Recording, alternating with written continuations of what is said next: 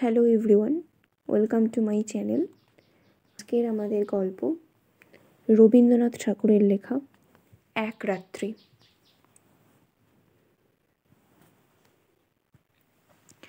সুরবালার সঙ্গে একত্রে পাঠশালায় গিয়েছি এবং বউ বউ খেলিয়াছি।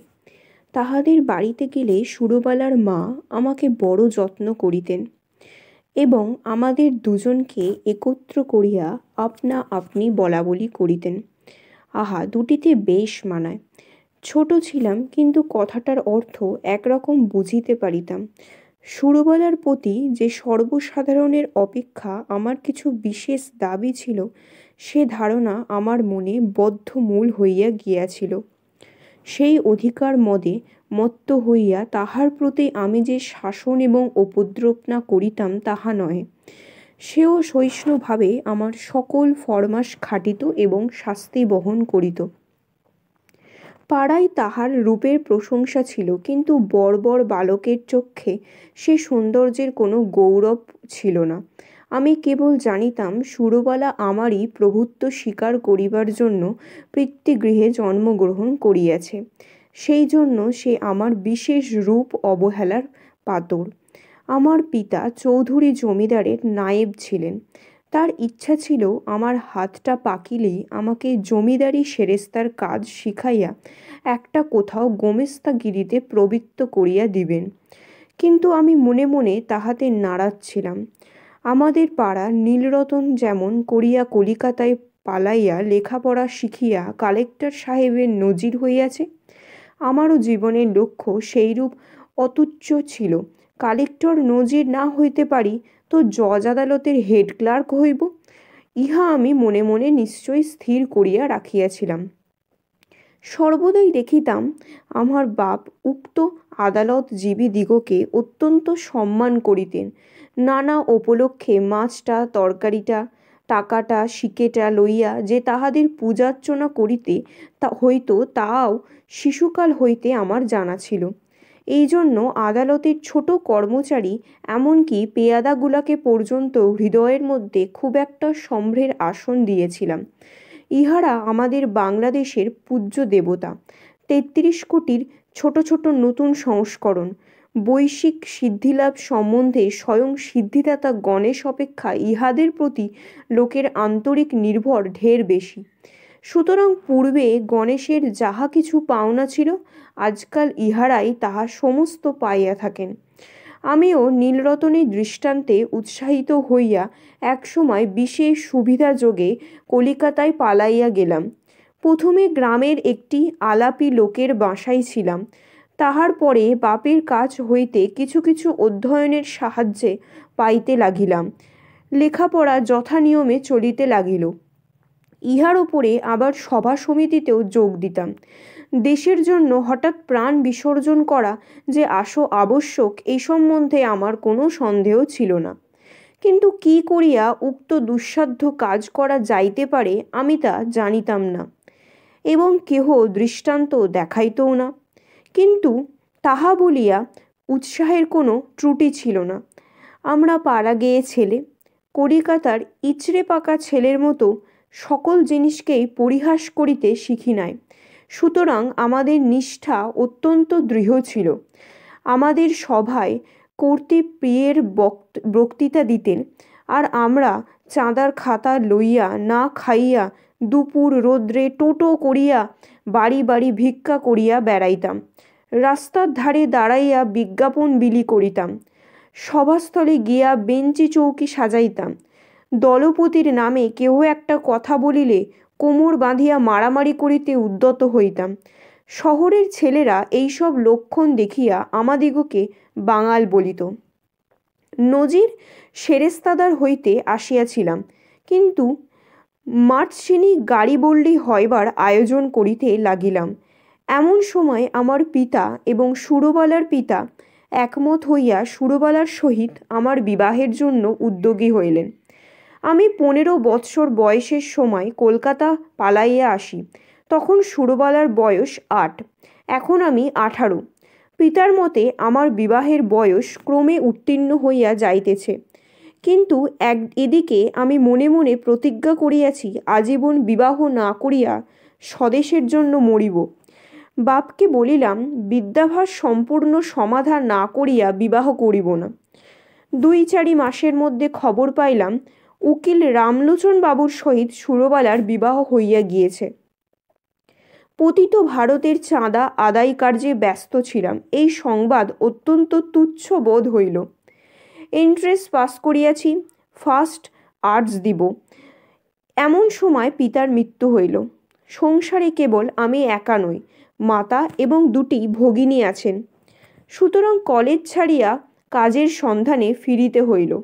বহু চেষ্টায় নোয়াখালী বিভাগের একটি ছোট শহরে এন্ট্রেন্স স্কুলের সেকেন্ড মাস্টারি পদ প্রাপ্ত হইলাম। মনে করিলাম আমার উপযুক্ত কাজ পাইয়াছি। উপদেশ এবং উৎসাহ দিয়া এক একটি ছাত্রকে ভাবি ভারতের এক একটি সেনাপতি করিয়া তুলিব। কাজ আরম্ভ করিয়া দিলাম।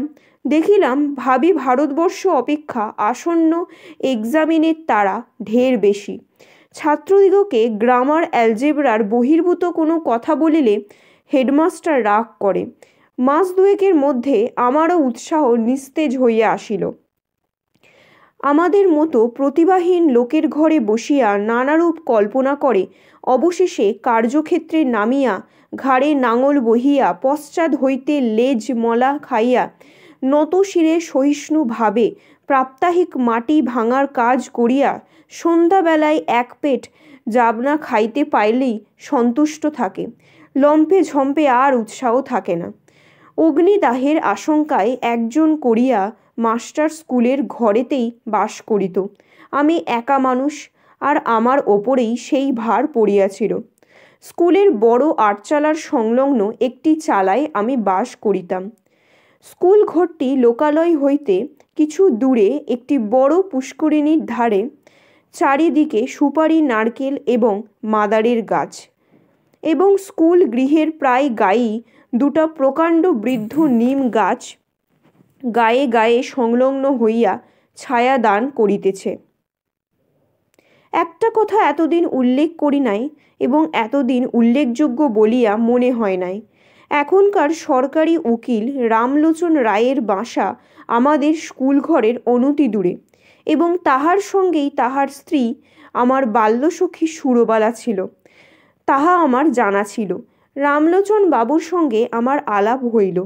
সুরবালার সহিত বাল্যকালে আমার জানাশোনা ছিল, তাহা রামলোচন বাবু জানিতেন কিনা জানি না।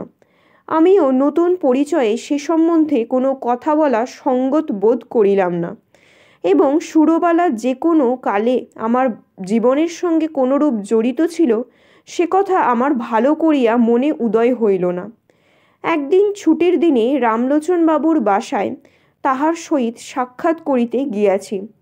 মনে নাই কি বিষয়ে আলোচনা হইতেছিল। বোধ করি বর্তমান ভারতবর্ষের দুরবস্থা সম্বন্ধে। তিনি সেজন্য বিশেষ চিন্তিত এবং মৃণায়মান ছিলেন তাহা নয়, কিন্তু বিষয়টা এমন যে তাহাকে টানিতে টানিতে এই সম্বন্ধে ঘণ্টাখানেক দেরেক অনর্গল শখের দুঃখ করা যাইতে পারে। এমন সময় পাশের ঘরে অত্যন্ত মৃদু একটি চুড়ির টুংটাং কাপড়ের একটুখানি খসখস এবং পায়ের একটুখানি শব্দ শুনিতে পাইলাম। বেশ বুঝিতে পারিলাম জানালার ফাঁক দিয়া কোনো কৌতূহলপূর্ণ নেত্র আমাকে নিরীক্ষণ করিতেছে। তৎক্ষণাৎ 2খানি চোখ আমার মনে পড়িয়া গেল। বিশ্বাস, সরলতা এবং শৈশব প্রীতিতে ঢলঢল 2খানি বড় বড় চোখ, কালো কালো তারা, ঘন কৃষ্ণ পল্লব, স্থির স্নিগ্ধ দৃষ্টি।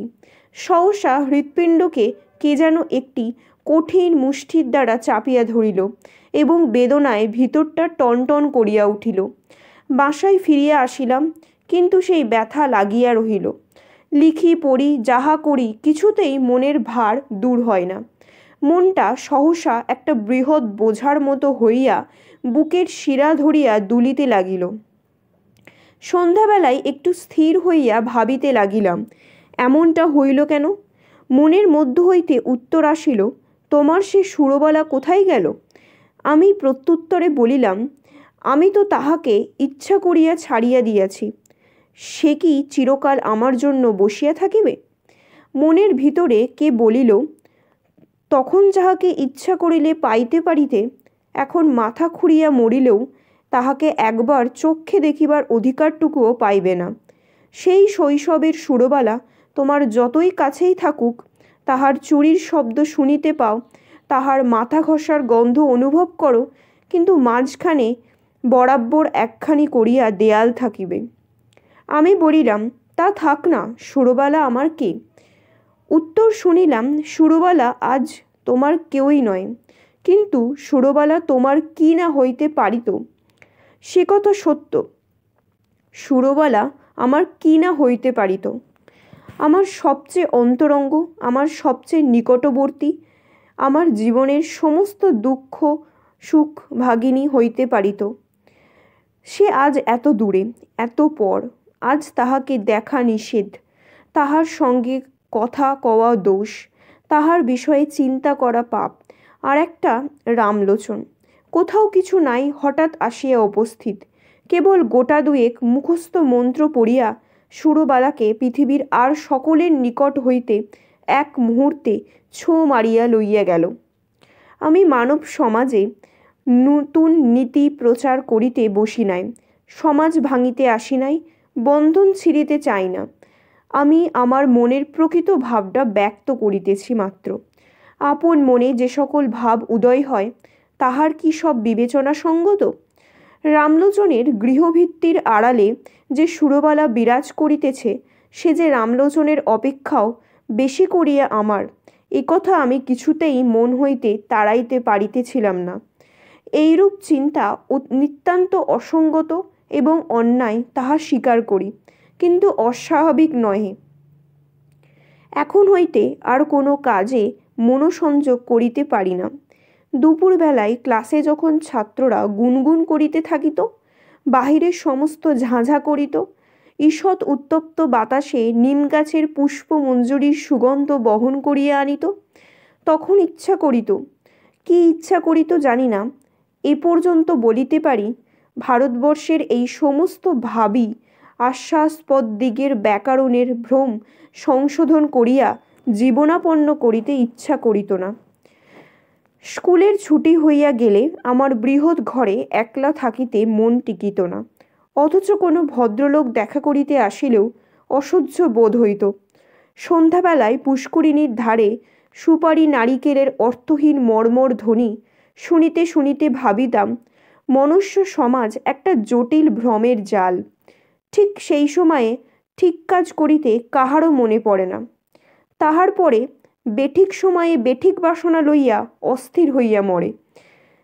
তোমার মতো লোক সুরবালার স্বামীটি হইয়া বুড়া বয়স পর্যন্ত বেশ সুখে থাকিতে পারিত, কিন্তু তুমি কিনা হইতে গেলে গ্যারিবোল্ডি, এবং হইলে শেষে একটা পাড়া গেয়ে স্কুলে সেকেন্ড মাস্টার, আর রামলোচন রায় উকিল।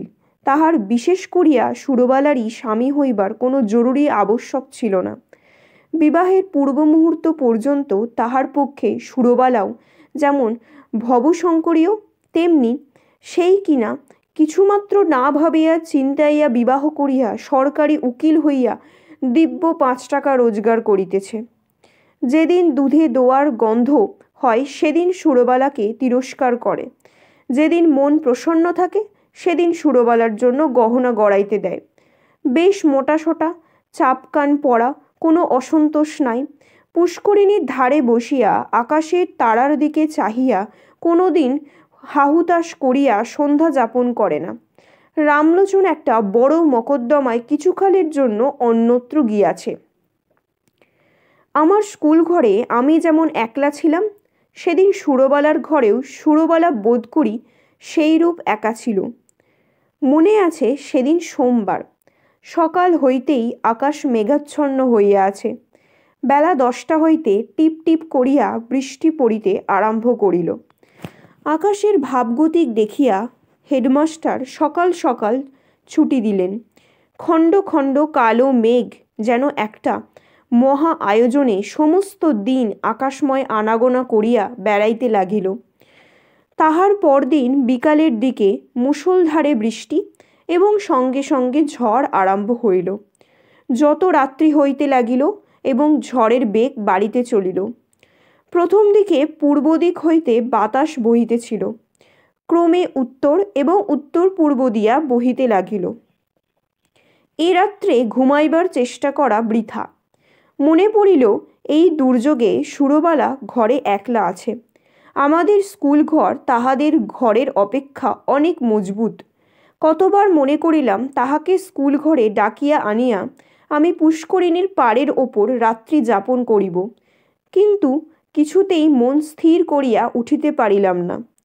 রাত্রি যখন 1টা-1:30 হবে, হঠাৎ বানের ডাক শোনা গেল। সমুদ্র ছুটিয়া আসিতেছে। ঘর ছাড়িয়া বাহির হইলাম, সুরবালার বাড়ির দিকে চলিলাম।